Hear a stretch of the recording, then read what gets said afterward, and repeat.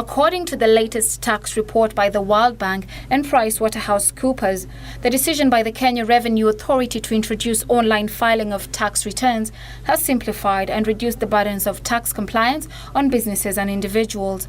On average, the report finds that medium-sized companies in the country pay 9.4% less tax compared to sub-Saharan average of 46.8%, and it takes an average of 125 hours to file returns against a global average of 195 hours.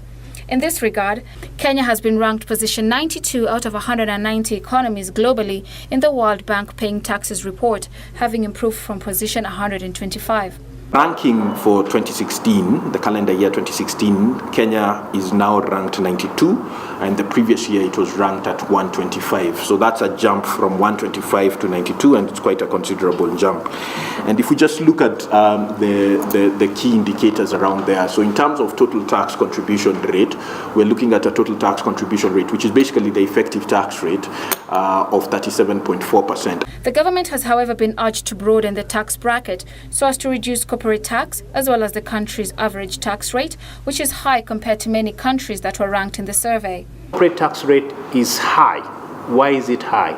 Many countries within Africa have given exemptions, and if you give exemptions, you get some people out of the tax base, and the few that are remaining in the tax base have got to pay slightly higher tax rate. For developing countries, especially countries that are not commodity exporters, extractive commodity exporters like us, I think reducing that tax rate significantly reducing it, and which is already below the global average, could, yes, incentivize business, but could probably create some problems in terms of collections and deficits for the government.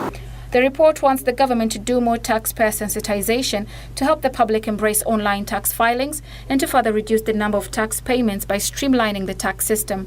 If all these payments that come from one person can come to one entity, and then government works on how to send this money to the NSSF or NHIF or Treasury, that is one reform that could help. The World Bank is calling on African governments to invest in modern communication infrastructure to support tax system reforms across the continent.